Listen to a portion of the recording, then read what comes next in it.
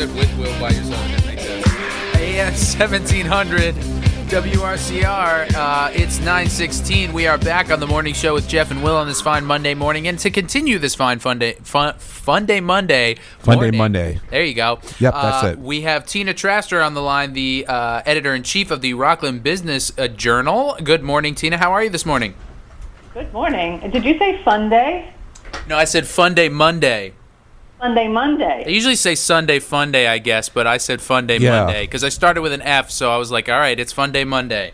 All right. Well, here's a fun fact. Ooh. We are going to start publishing the Boulder scores. Ooh. That's something new. That will be in our daily newsletter and on our site. So, note to Rockland County, that's someplace where you can collect the scores. And how often is, like, when is that you said that's going to be in the newsletter? Well, the newsletter obviously goes out every single day at 7 o'clock in the morning. We will report the scores as often as the Boulders play. Gotcha. Okay. That sounds exciting, though. Yes, that's one piece of big news, and for the fun day that we're all having. And then also, just to mark your calendars, our next Meet the Editor will be July 12th. It's a Wednesday morning at 8:30. Same place, the Roasted Coffee Shop in Nanuet. We did another one last week. It was good. Met some new people with who have things on their mind. So I know July is sleepy and it's harder for people to come out sometimes, but come on out, 8:30, really good coffee and a chance to have some good conversation. Mm-hmm. Today I'm going to recap a very extensive piece that we ran about the role of Rockland Green, what it means essentially to have a public authority essentially run an animal shelter. Mm-hmm. We wrote this story because, as the opening basically says, is that, until Rockland Green expanded its mandate to take charge of the county's stray animals, the public authority was basically handling solid waste, and that largely attracted no attention from taxpayers. We all went about thinking, well, if they deal with our solid waste, that's okay, and I think unless you're really kind of, in the mix, you've never really thought about, well, how does that entity, that public authority operate, and what does it mean for our taxes, and what does it mean in terms of residents being able to have any kind of input or influence over the decisions that they make. And so that's kind of where the premise that this story begins with. Now, some of the answers to those questions are laid out in this rather long piece, which I urge every single citizen to go back and read. But essentially, the authority's annual tax levy in 2023 was $35 million, which was 40% of its $82.4 million operating budget. So the interesting thing about that tax levy and the operating budget, both of those numbers are relevant. First of all, the voters, the residents of Rockland County, don't have any say, or so it would seem, that they don't have any say on the checkbook that Rockland Green, a public authority, uses to levy residents. But there is a rub. There is a twist in all of this that should be noted.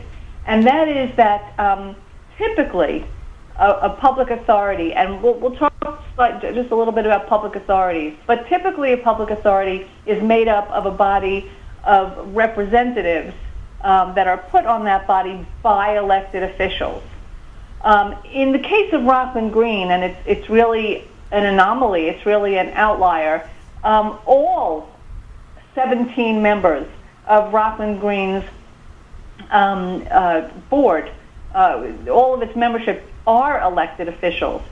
So it is the 5 town supervisors, it is 2 mayors, one from the village of Haverstraw and one from Grandview-on-Hudson. The admission there, I didn't even know Grandview-on-Hudson had a mayor. and 9 Rockland County legislators. So it is all public officials making the decisions on how they are spending tax dollars. But there's a disconnect because, when something goes wrong or something goes right in a town or a village, residents generally know who is behind that decision making. They have access to their supervisors, their mayors, even the county legislators, I suppose.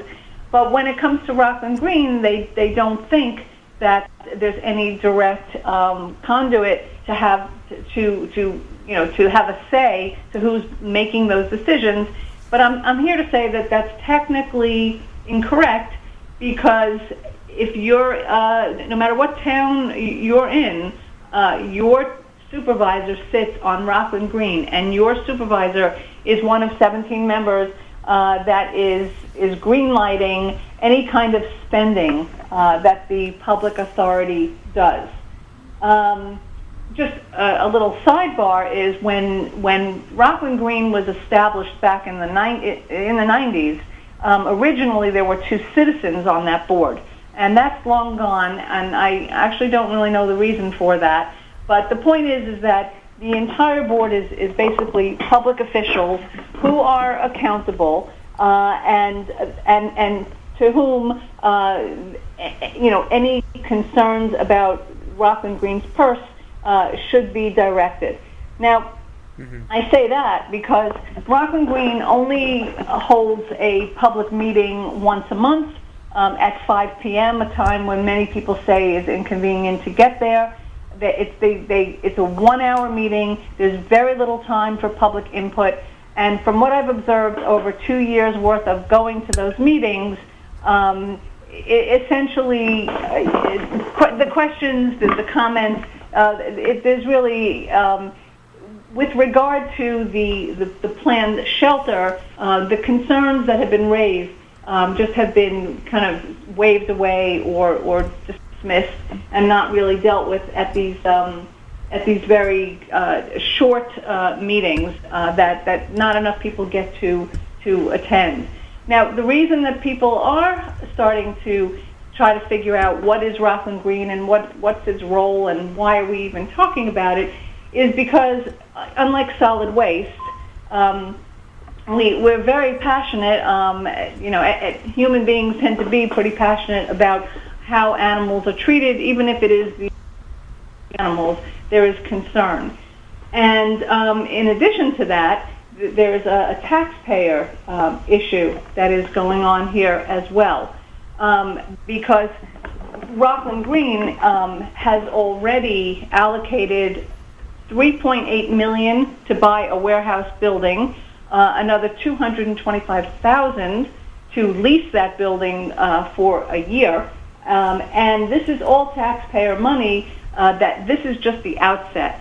This is even before we start to talk about this project moving forward and being bonded. And that bonding, and this is key about public authorities.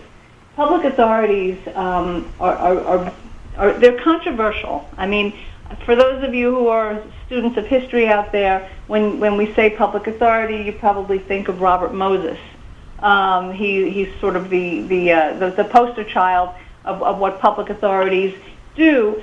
And if you've ever read the 1,100 page book called The Power Broker, you will know that he sort of scorched the earth and did whatever he wanted to do in order to justify. His feeling was that the ends justified the means. And so he annihilated neighborhoods, and he also got rid of, the houses of some aristocratic people in Long Island. And in the end of the day, he gave us parkways and he gave us parks, and he left quite the footprint. But he did it with sort of no regard, and he did it without being constrained. And there's really an equivalency with every public authority. Every public authority has this unique amount of power because They do not sort of seemingly directly answer to the taxpayer, and they seem to have a very open, like a checkbook where they decide what they're going to levy taxpayers, and then they just go ahead and do that, and there's no checks and balances. Their decisions are not checked by the Rockland County Legislature or any other public bodies. So public authorities, generally speaking, and as the MTA, the New York, New Jersey, public authorities they go from very large to being mid-size and or even small. But generally speaking, whether we're talking about large or small, they do not face public scrutiny, and they basically have an open checkbook. And they can accumulate debt. They can make decisions such as, purchasing a warehouse to convert to a shelter. And there's really nobody to check them, except that I'm going to go back to what I said a moment ago, which is that in the case of Rockland Green, which is more of an anomaly, every single elected official, every single board member is an elected official and does in fact answer to residents when it comes to their place and the office that they hold in the county. We know, for example, just some numbers, that the authority's operating budget, and these numbers they're really eye-popping. That it increased 16%. From 21 to 22, rising from 63.5 million to 73.7 million, and in 2022 to 2023, the budget rose another 9 million, or 12%. Now, compare that, generally speaking, to school budgets, county budgets, town budgets. That is massively more than typically you would get with municipal or county or even school budgets. But we also know, and this is key, this is really key, is that the authority in 2022 is carrying $52 million in bond debt. That means monies that they decide to go out and spend, and then they turn around and they tax the taxpayer in order to support whatever project it is that they deem to be needed.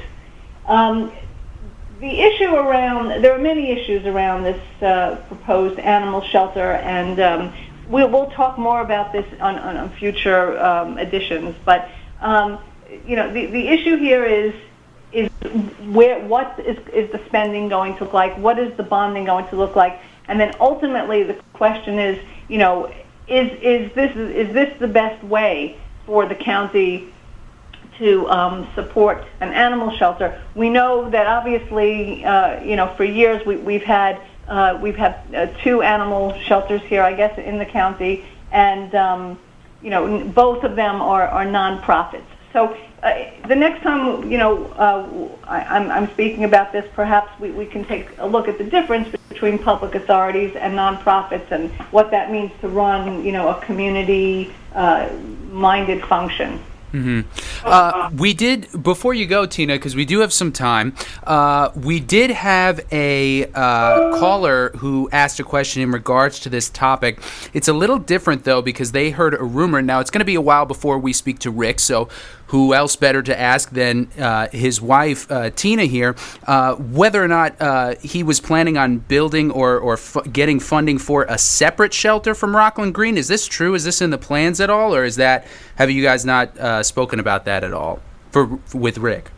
Well, what I see being said publicly, so it's not like about conversations between the executive director of Hightour, who happens to be my husband, and myself. What my understanding is that Hightour has been around for 60 years. They are a nonprofit.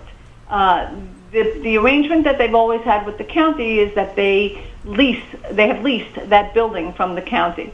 Rockland Green was put into as the landlord of that building by Ed Day last January. What Hightour is planning is to survive beyond their 2-year contract with Rockland Green. they intend to find a new location and continue the mission, and to do it as a nonprofit, which does not cost the taxpayers any money. There's a tried and true shelter model that is all around the country in Westchester and Orange County, where shelters rely on donations, grants, and endowments, and other sources of funding. And Hightour is moving in that direction to secure itself, its future. Once it breaks ranks with Rockland Green. It only has a 2-year contract with Rockland Green, and then Rockland Green is going to move its facility into the warehouse that they're converting in Haverstraw on Beach Road. Mm-hmm. And in the interim, it's my understanding from what's been said in public that Hightour is planning its future right now, and it's looking for community input and community support, because ultimately Hightour, which has been a no-kill shelter for more than a decade, and has a team of volunteers and fosters, and has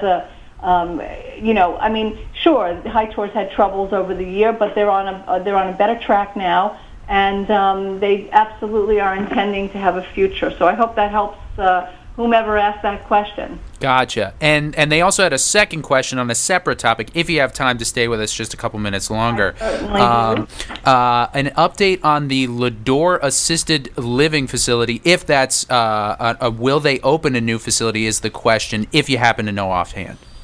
That's on West Clarkstown? In a road? I think. Let me just double check. But they were just asking whether or not there were any updates on the assisted living facility, if you happen to have any. Yes, West Clarkstown Road.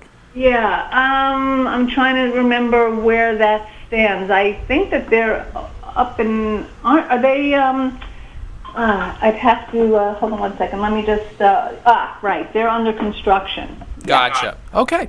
So they are currently constructing that. Thank you so much, Tina Traster, for your update in the Rockland business world. We do appreciate that. If anybody out there wants any more information on the Rockland County Business Journal, be sure to check out their website, RCBiz, that's B-I-Z, rcbizjournal.com, or you can check out their Facebook page, their Twitter page, all readily available. Sign up for their newsletter, which will now be reporting the Boulders game scores. That goes out every day at 7. Thank you so much again, Tina. Have a wonderful week, and we will speak to you next Monday. All right. Have a great week. You too.